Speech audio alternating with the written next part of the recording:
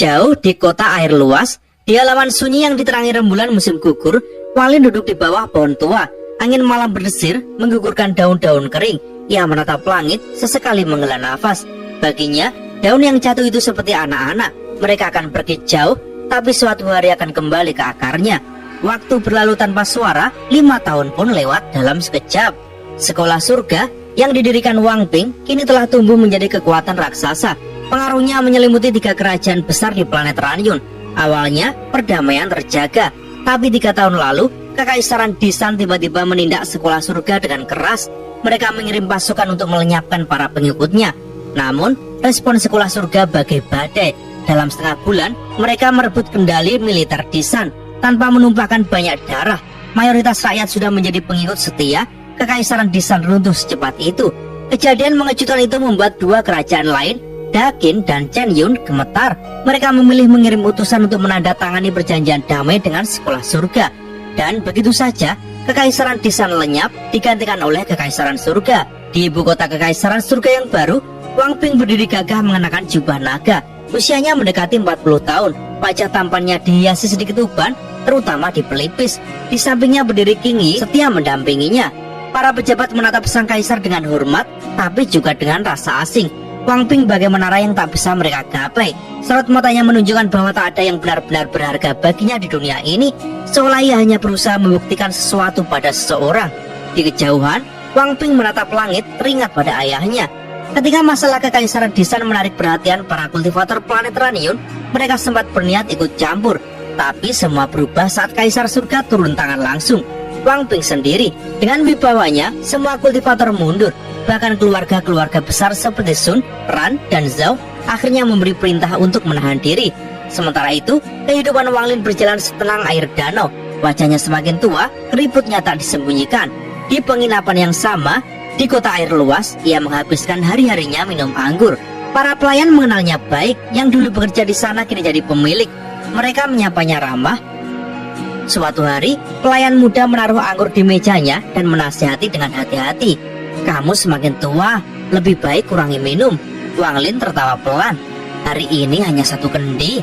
Pelayan itu tersenyum, tapi di sudut lain kasir berbisik, "Kasihan Wang tua, usianya segini, tidak ada anak yang menemaninya." Pelayan lain menyahut, "Katanya punya anak, tapi pergi bertahun-tahun lalu, tak pernah kembali." Wang Lin hanya diam mendengar semua itu.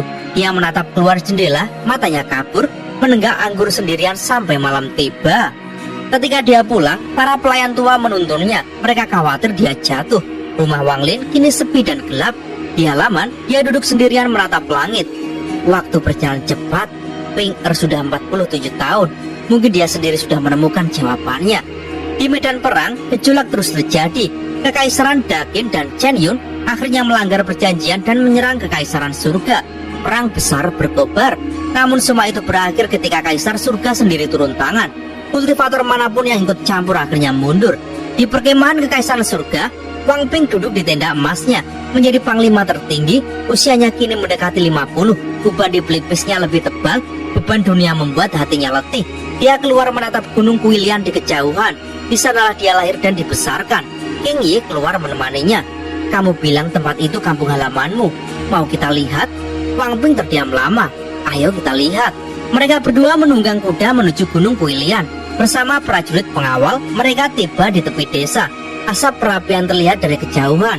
Desa bulan jatuh perlahan tampak, tapi suara gonggongan anjing memecah keheningan. Warga desa keluar dengan obor, waspada melihat rombongan bersenjata. Wang Ping turun menatap penduduk desa. Tak ada satupun wajah yang ia kenali. Semuanya berubah, wajahnya menegang, getir. 3 dekade telah lewat. Banyak orang yang dikenalnya mungkin telah meninggal dan lahir kembali. "Ayo ke gunung belakang, kakek Sun dimakamkan di sana." King Yi menuntunnya perlahan. Warga desa membuka jalan ragu-ragu. Saat mereka melangkah, suara gemetar terdengar. "Wang Ping!" Dia berhenti dan menoleh. Seorang perempuan paruh baya menatapnya. Meski usianya lebih tua, di mata Wang Ping dia tetap seperti gadis yang dulu pernah berkata, "Aku benci kamu." Di saat yang sama, di sebuah planet jauh bernama Yunxia, sosok lain sedang bergerak, keserakahan. Makhluk licik yang hidup untuk memburu harta meluncur seperti meteor. Mengendus, dia tertawa puas. "Aku mencium aroma harta." Kabut tebal menutupi planet itu, instingnya bergetar. Rasanya seperti saat aku menemukan tungku raksasa itu. Keserakan menampar kantong penyimpanan. Tungku raksasa muncul membersihkan jalan di depannya. Dengan mata berbinar, dia menyelinap masuk ke dalam kabut. Orang tua ini harus melihat harta apa yang ada di sini. Dengan lidah menjilat bibir rakus, keserakan lenyap dalam kabut, terus berburu apapun yang bersinar di matanya. Ketika Wang Ping kembali ke desa bulan jatuh, suasana tegang sempat menggantung di udara. Di antara kerumunan penduduk yang ragu mendekat, seorang wanita parubaya akhirnya berbisik pelan. "Wang Ping, ini kamu?" Wang Ping menatapnya lebih dekat. Wajah wanita itu sudah menua, garis-garis usia terlihat jelas, tapi ada sisa-sisa kenangan di sana. Wang Ping tersenyum pahit. "Zhou Ruotong?" Wanita itu menggigit bibir bawahnya, menahan perasaan yang sulit diungkap, tapi akhirnya dia tersenyum lembut. "Aku mengenalimu begitu melihatmu. Setelah sekian lama, kau masih kembali?" Hati Wang Ping terasa getir melihat wanita yang dulu dikenalnya seperti gadis keras kepala itu kini menjadi seorang ibu. Di samping Zhou Ruotong berdiri seorang anak perempuan kecil sekitar 10 tahun yang jelas mewarisi paras ibunya. "Anakmu?" tanya Wang Ping perlahan. Zhou Ruotong mengangguk, dia menoleh pada putrinya. "Panggil dia paman, dia teman masa kecil ibumu." Gadis kecil itu bersembunyi di belakang ibunya, malu-malu. "Paman?" Beberapa warga lain sebenarnya mulai mengenali Wang Ping, tapi melihat tentara lapis baja di belakangnya, mereka menahan diri, tidak berani mendekat. Wang Ping berjongkok sedikit, mencoba menenangkan gadis itu. "Siapa namamu?" Tapi si gadis hanya menatapnya takut, tak menjawab, makin sembunyi di belakang ibunya. Wang Ping menghela napas pelan, lalu berdiri menatap Zhou Ruotong. "Aku mau ke gunung belakang, memberi hormat pada kakek Sun." Zhou Ruotong hanya tersenyum. Sepanjang percakapan, dia tidak pernah menoleh ke arah King Yi yang berdiri di samping Wang Ping. Dia meraih tangan putrinya, menariknya ke samping suaminya, seorang pria berotot dengan tatapan hati-hati. Wang Ping bisa melihat jika dia memperhatikan, pria itu bukan orang asing baginya, meski sudah lama sekali. Wang Ping akhirnya berbalik, melangkah ke arah gunung belakang. Sebelum mengikuti, King Yi menatap sekilas pada Zhou Ruotong yang mengelus kepala putrinya dengan lembut. Baru beberapa langkah berjalan, gadis kecil itu tiba-tiba memberanikan diri, suaranya nyaring namun gemetar. "Paman, namaku Sun Yanping." Langkah Wang Ping berhenti, ia menunduk menggenggam tangannya erat. Nian Ping." Dia tidak menoleh lagi, hanya menghela nafas dalam-dalam, lalu melanjutkan jalannya tanpa berkata apapun. Begitu mereka benar-benar pergi, penduduk desa perlahan bubar. Suami Zhou Ruotong menoleh padanya dengan raut rumit. "Kenapa kau melakukan ini?" Zhou Ruotong tersenyum padanya, matanya berkilau oleh air mata yang tak tumpah. "Saudaraku, jangan bahas ini lagi. Aku puas bisa melihatnya sekali lagi." Di gunung belakang, makam Suntai bersih rapi, jelas seseorang rajin merawatnya. Wang Ping berdiri lama di sana, menatap batu nisan lama. Setelah diam dalam hening, dia membungkuk hormat, lalu perlahan pergi. Saat berjalan menuruni lereng, Wang Ping menoleh pada King Yi di sampingnya, suaranya lirih. "King Yi, aku pikir aku akan segera mengunjungi ayahku. Aku belum melihatnya hampir 20 tahun. King Yi tidak menjawab, hanya menggenggam tangannya dengan erat. Ia akan mengikuti Wang Ping kemanapun, bahkan ke dunia bawah tanpa ragu. Itu bukan lagi soal perjanjian lama, tapi pilihan hatinya. "Ada beberapa hal yang perlu kutanyakan padanya." Wang Ping menatap ke arah desa bulan jatuh sekali lagi sebelum akhirnya berbalik pergi. Di kota air yang luas, Wang Lin menunggu. Sudah lama sekali dia tidak pergi ke penginapan. Hari-harinya ia habiskan duduk di halaman, memandangi langit. Dia menunggu. Daun yang jatuh harus kembali ke akarnya. Dia yakin suatu hari anak yang merantau pun akan kembali. 3 bulan kemudian, perang berkecamuk. Kota air luas dipenuhi kepanikan. Banyak penduduk melarikan diri. Rumah Wang Lin nyaris kosong. Semua pelayan pergi kecuali satu orang tua yang tak punya tempat lain. Meski tentara kekaisaran surga berusaha tidak menyakiti rakyat, ketakutan tetap menyebar. Akhirnya, kota jatuh ke tangan kekaisaran surga. Tapi Wang Ping tidak masuk ke kota. Dia berdiri di gerbang, memandang ke arah dalam sebelum berbisik. "Ayah, aku belum menyelesaikan keinginanku. Setelah selesai, aku akan datang menemuimu." Waktu terus berjalan, musim silih berganti. 5 tahun lagi berlalu, Wang Ping kini 52 tahun. Dalam 5 tahun itu, kekaisaran Daqin dan kekaisaran Chen Yun akhirnya menyerah. Planet Ranyun kini hanya mengenal satu penguasa, kekaisaran surga. Wang Ping meninggalkan rumah pada usia 27. Perjalanan 25 tahun penuh peperangan, diplomasi, dan penaklukan akhirnya menuntunnya ke puncak. Tapi dia tahu, semua itu juga terjadi karena ayahnya pernah berkata ya pada permintaannya dulu. Kadang Wang Ping merenung betapa cepat waktu berlalu. Meski seluruh dunia sudah takluk, Wang Ping tidak langsung pulang. Ia berdiri di puncak menara, menatap daratan luas yang kini dikuasainya, merasakan beban dunia. Sementara itu, Wang Lin tetap duduk di halaman setiap pagi. Satu-satunya pelayan tuanya akhirnya meninggal 3 tahun sebelumnya. Kini dia benar-benar sendiri di rumah besar itu. Waktu berlalu lagi, 10 tahun damai tanpa peperangan. Wang Ping kini 62 tahun. Keriput tampak jelas, sorot matanya lelah. Beban puluhan tahun memimpin membuatnya rindu masa kecilnya, rindu ayahnya. Qingyi juga menua, wajahnya penuh keriput, tapi tatapannya lebih lembut dari siapapun. Meski mereka tak punya anak, mereka tetap saling mendukung. Pada tahun ke-35 sejak dia meninggalkan ayahnya, Wang Ping akhirnya membuat keputusan, dia turun tahta. Dunia yang sudah ia taklukkan, dia serahkan pada pejabat setianya. Yang dia bawa bersamanya hanya Qingyi dan kenangan 35 tahun. Kereta mereka melaju perlahan di jalan resmi. Angin musim gugur meniup daun-daun kering yang jatuh melayang, seolah menandai kembalinya anak pada akarnya. Semakin lama, kota air luas semakin dekat. Wang Lin duduk di halaman rumahnya yang sepi. Di depannya ada meja dengan 2 kursi kosong. Di atasnya terhidang beberapa piring makanan hangat, sebotol anggur dan 3 pasang sumpit. Angin musim gugur membawa harum makanan keluar gerbang tua itu. Di kejauhan, suara roda kereta bergemuruh pelan tapi pasti mendekat. Akhirnya berhenti di depan rumah. Wang Ping turun dari kereta, membantu Qingyi turun dengan sabar. Bersama, mereka melewati gerbang tua dengan plakat hijau merah kusam bertuliskan Wang Mansion. Wang Lin menatap mereka, matanya menghangat. Ia seperti sudah menunggu momen ini selama 35 tahun. Ia tersenyum lembut. Datanglah, duduk, makanannya masih hangat. Tidak ada tanya, tidak ada basa-basi, tidak ada keraguan, seolah Wang Ping memang pulang seperti biasa. Wang Ping menatap ayahnya, air matanya menetes, dia berlutut. Ayah, Qingyi ikut berlutut. Ayah. Wang Lin berdiri, meraih tangan mereka berdua. Ayo makan. Makan malam itu panjang dan tenang, kehangatan yang hilang puluhan tahun kembali mengalir. Malam semakin larut, angin musim gugur berdesir.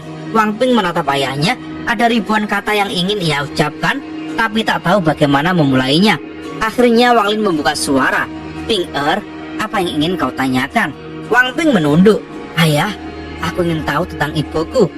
Itu baru kedua kalinya dia bertanya dalam hidupnya. Wang Lin diam lama, matanya sayu, ia menatap bintang-bintang. Aku akan menceritakan sebuah kisah. Jauh dari sini, ada sebuah planet kultivasi bernama Vermilion. Perlahan, suara Wang Lin menuturkan kisah panjang tentang hidupnya. Tentang pemuda bernama Wang Lin, perjalanan 900 tahunnya, tentang cinta, kehilangan, dan pertarungan tanpa akhir. Qingyi dan Wang Ping mendengarkan tanpa berani memotong. Aura asing, sedih, dan penuh wibawa meresap dari cerita itu, membuat hati siapapun bergetar. Hingga Wang Lin perlahan menutup cerita dengan nama yang pernah jadi kunci segalanya. Kultivator perempuan itu bernama Liu Mei. Qingyi mendengarkan dengan tenang, air matanya jatuh berulang kali tanpa bisa ia cegah. Wang Ping di tengah cerita menundukkan kepala dalam-dalam, menyembunyikan ekspresinya yang hancur. Ketika Wang Lin sampai pada akhir kisahnya, ia berhenti sejenak, meneguk minuman dari kendi. Setelah itu, dia membawa anak itu dan duduk di planet Ranyun. Kalimat itu menggantung berat di udara. Wang Lin menatap langit gelap, matanya menerawang jauh. Qingyi diam-diam menggenggam tangan Wang Ping. Ia terkejut merasakan betapa dinginnya tangan itu. Halaman Wang yang luas terasa sunyi sekali, seolah semua suara menghilang. Setelah lama sekali, Wang Ping berbisik serak. Kisah yang sangat indah, ayah. Aku lelah. Ia berdiri perlahan, baunya menurun. Qingyi menunduk hormat pada Wang Lin sebelum mengikuti Wang Ping menuju kamar samping. Wang Lin tetap sendiri di halaman. Ia duduk diam menatap langit.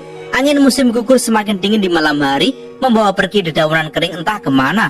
Setelah entah berapa lama, Wang Lin menghela nafas. Ia mencoba menuang anggur lagi, tapi kendi sudah kosong. Malam itu, Wang Ping tak bisa tidur. Ia hanya menatap bulan melalui jendela kamar, matanya merah. Qingyi duduk di sisinya, diam, hanya menggenggam tangannya erat-erat. Jadi, ini jawabannya. Jawaban yang kutunggu selama 60 tahun. Suara Wang Ping gemetar. Ternyata, aku ini hanya penghalus hati ibu. Wajahnya penuh kepahitan. Keesokan paginya, Wang Ping berangkat pergi bersama Qingyi. Ia tidak menoleh pada ayahnya, tidak ada sepatah kata pun diucapkan, bahkan pamit pun tidak. Mereka berangkat pagi-pagi sekali. Wang Ping hanya duduk diam di dalam kereta, membiarkan roda mengguncang tubuhnya menjauh dari kota air luas. Yang tidak ia sadari, dari jauh Wang Lin berdiri di halaman memandangi punggung kereta itu. Matanya penuh perubahan emosi yang sulit ditebak. Wang Lin berbisik pelan pada angin pagi, "Mungkin suatu hari kamu akan mengerti." Wang Ping tidak tahu lagi harus kemana. Dia hanya membiarkan kereta berjalan ke arah manapun. Kepalanya tertunduk. "King Yi, aku sangat lelah. Mari kita cari desa pegunungan yang tenang untuk kita tinggali." King Yi menatapnya penuh kelembutan dan hanya mengangguk. Mereka akhirnya menetap di sebuah desa pegunungan terpencil. Mereka tidak lagi muda. Rambut Wang Ping sudah memutih, kulitnya berkerut, tapi hidup mereka perlahan menemukan ritme yang damai. Wang Ping menghabiskan pagi hari dengan mengukir kayu di halaman. King Yi selalu duduk di belakangnya, memandangi punggungnya dengan senyum lembut. Saat debu ukiran berterbangan, Wang Ping mengembusnya perlahan. "Ayah bilang, ukiran harus memakai hati. Hanya dengan begitu kenangan bisa abadi di dalamnya." Dia menatap hasil karyanya. Itu adalah sosok Wang Lin muda, mata tajam, tangan di belakang, auranya penuh kebanggaan. "Ini ayahku saat muda." 10 tahun berlalu seperti mimpi. Hidup dan mati terus berjalan, tak terhindarkan. Pohon-pohon di halaman yang dulu hijau meranggas dan mati, tapi tunas baru selalu muncul. Bunga-bunga di dinding layu setiap musim gugur, tapi mekar lagi setiap musim semi. Wang Lin di kota air luas juga menua. Rambutnya memutih sepenuhnya, sangat panjang. Ia jarang merapikannya. Setiap hari ia duduk di halaman, memejamkan mata, merenungi hidup. Dalam kesunyian itu, ia menemukan pemahaman baru tentang hidup dan mati. Dulu ia hanya melihat kematian. Kini ia melihat kehidupan di mana-mana, karma, reinkarnasi, semuanya seimbang. Rumah Wang makin sunyi, tapi anak-anak tetangga mulai sering datang untuk bermain. Mereka awalnya takut pada kakek tua itu, tapi perlahan terbiasa. Suara tawa anak-anak memenuhi halaman yang dulu sepi. Wang Lin hanya duduk dan menonton, hatinya tenang. Di desa pegunungan, Wang Ping pun menua. Rambutnya sepenuhnya putih, tapi ia tak pernah berhenti mengukir. Suatu pagi, ia menatap King Yi dengan mata redup tapi penuh makna. "Ayah benar, kehidupan biasa ini lebih baik. Kalau aku bisa memilih, kalau ada kehidupan lain, aku ingin hanya hidup sederhana dengan ayah di desa kecil seperti ini." King Yi menatapnya lama, matanya lembab. "Kalau begitu, kenapa kamu tidak pergi menemuinya?" Wang Ping meletakkan ukiran Wang Lin di meja. "Ayo makan." Ia menghela nafas panjang. "King Yi, kamu tidak mengerti. Selain pertanyaan tentang ibu, aku punya satu keraguan lain yang bahkan tak berani kutanyakan. Aku merasa itu alasan sebenarnya kenapa ayah tak mau aku berkultivasi." Matanya tampak sedih, sangat mirip Wang Lin saat menunduk dalam renungan. "King Yi, aku bisa merasakan akhir hidupku. Aku tak punya banyak waktu lagi. Kamu seorang kultivator, umurmu lebih panjang. Kalau aku mati, kirim aku ke ayahku. Tapi kamu bebas. Hanya saja, jangan lupa, kamu milikku untuk satu siklus reinkarnasi." Suaranya tegas di akhir kalimat. King Yi menggigil mendengarnya. Air mata jatuh dari matanya. Wang Ping lanjut berkata, "Sulit untukmu selama ini. Kau seorang kultivator, bisa saja tetap muda, tapi kau sengaja menua bersamaku supaya aku tak merasa sendiri. Aku tak akan pernah melupakanmu, bahkan kalau ada kehidupan lain." King Yi menyeka air matanya. "Aku akan menemuimu bahkan di akhirat. Kultivasi itu debu bagiku. Aku tak mau jadi dewi yang kejam. Aku hanya mau jadi perempuan yang sentimental." Wang Ping menghela nafas, menatap King Yi dengan penuh sayang. "Mengapa harus seperti ini?" Pada saat itu, di kegelapan luar angkasa, sebuah kilat raksasa melintas di antara bintang-bintang. Di dalamnya tampak seekor binatang besar seperti kilin tanpa tanduk. Tubuhnya dilingkupi petir menggelegar. Seekor binatang guntur. Di punggungnya duduk seorang sarjana parubaya berwajah tenang. Petir yang menari di sekitar binatang guntur tak membuatnya gentar sedikit pun. Binatang guntur melaju sangat cepat, menembus langit bintang, menuju domain utara dari sistem bintang All Heaven. Tujuannya jelas, planet Raniun. 70 tahun lalu, planet Seribu Ilusi diguncang kematian seorang nenek moyang keluarga Huan, seorang kultivator langkah kedua. Rumor mengatakan ada campur tangan dari utusan kuil guntur surgawi. Kini, untuk memastikan, kuil guntur surgawi mengirim orang untuk menyelidiki. Pria parubaya itu memiliki kultivasi tahap ilusoriin atau yin ilusi. Melampaui langkah pertama, ia mengelus kepala binatang guntur yang meraung bangga. Berani-beraninya meniru utusan kuil guntur surgawi hanya dengan sedikit mantra petir. Mereka akan tahu perbedaan antara penipu dan utusan sejati. Binatang guntur ini bukti asliku. Binatang guntur meraung, suaranya bergema di antara bintang. Mereka terus mendekat ke planet Ranion, pertanda badai baru yang akan segera datang. Musim dingin datang lebih cepat tahun itu. Seperti tahun ketika Suntai meninggalkan dunia, salju tebal menutup jalan-jalan sejak awal, memaksa penduduk desa berdiam di rumah mereka, menghabiskan hari-hari gelap dengan satu-satunya kehangatan orang-orang yang mereka cintai. Angin menderu sepanjang malam, menggigit tulang, rasanya seperti nafas kematian yang datang perlahan, mengambil satu persatu jiwa yang sudah waktunya pergi. Segalanya seperti salju yang jatuh tanpa henti. Langit gelap kelam tanpa bintang, dan jika menatap terlalu lama, orang akan merasa hilang dalam kekosongan. Di rumah kayu sederhana di sisi barat desa, cahaya perapian bergetar pelan di balik jendela. Sedikit hangat, tapi terasa kecil dibandingkan dinginnya musim. Angin membentuk pusaran-pusaran di luar, menendang salju tinggi ke udara. Hewan ternak di kandang meringkuk gemetar, berusaha bertahan. Di dalam rumah itu, Wang Ping duduk di kursi, memegang pisau ukir. Ia bekerja perlahan, menorehkan jejak demi jejak di atas kayu. Ukiran itu, seperti banyak ukiran lain di rak kayu di sampingnya, adalah sosok ayahnya, tapi kali ini ia mengukir Wang Lin yang jauh lebih tua. Rak itu penuh lebih dari 100 patung. Ada patung Wang Lin muda yang gagah, Wang Lin yang lebih tua dengan sorot mata lembut, bahkan Wang Lin dengan anak kecil di sampingnya. Anak itu memegang tangan ayahnya dan tersenyum puas. Saat pisau bergerak, Wang Ping berhenti sejenak, ingatannya hanyut pada masa kecil. Mangkok obat pahit yang dipaksakan ayahnya. Dulu rasanya menyiksa, kini kenangan itu justru manis. Bukan karena rasa obatnya berubah, melainkan karena kehangatan yang menyertainya. King Yi duduk di sampingnya, menatapnya dalam diam. Matanya menyimpan kesedihan, tapi juga kasih sayang tak terhingga. Angin malam mengaung di luar, pintu kayu berderak. Angin dingin seolah ingin masuk ke ruangan itu dan mencabut nyawa Wang Ping yang sudah menua. Wang Ping menatap ukiran setengah jadi di tangannya. Ia menghela nafas panjang. Setelah aku mati, bakarlah semua patung ini, bisiknya pelan. Tangannya gemetar, matanya menatap ukiran itu lama sekali. Ayah, aku sudah memaafkanmu sejak lama. Di luar sana, langit yang gelap disambar petir. Satu gelat besar menutup seluruh planet Ranion, membuat atmosfer seakan runtuh seketika. Semua salju di udara berhenti bergerak, beku di tempat. Angin dingin yang mengamuk pun terhenti mendadak. Para kultivator di planet Ranion gemetar. Guntur yang menggelegar memekakkan telinga. Di keluarga Sun, leluhur Sun Si yang telah lama berkultivasi tertutup mendongak. Matanya bersinar tajam. Sekejap saja ia muncul di langit dan menatap ke atas. Energi spiritual dan guntur langit yang luar biasa. Nafas Sun Si membeku di udara dingin. 8 kultivator tahap akhir transformasi jiwa muncul di belakangnya. Sun Qiming berbicara dengan suara menahan marah. Leluhur, orang itu pasti datang dengan niat buruk. Keluarga Ran dan Zhao juga keluar, tapi kekuatan mereka sudah lama pudar. Mereka hanya bisa menatap langit dengan ketakutan. Kota air luas, di halaman rumah Wang Lin yang sunyi, kakek tua itu menunduk. Ia tampak seperti lelaki renta biasa, matanya kusam berkabut. Ia sempat mendongak sebentar, menatap langit gelap, lalu menunduk lagi dan menenggak anggur. Di langit Ranion, seekor binatang raksasa bersisik, tubuhnya diliputi kilat, terbang menembus awan. Binatang guntur, nafasnya yang berat menghembus keluar 2 sulur uap panas. Di punggungnya duduk seorang pria paruh baya bermata setajam kilat. Dialah Dawes Guntur dari kuil Guntur Surgawi. Auranya seperti langit murka, sorot matanya dingin menelusuri bumi.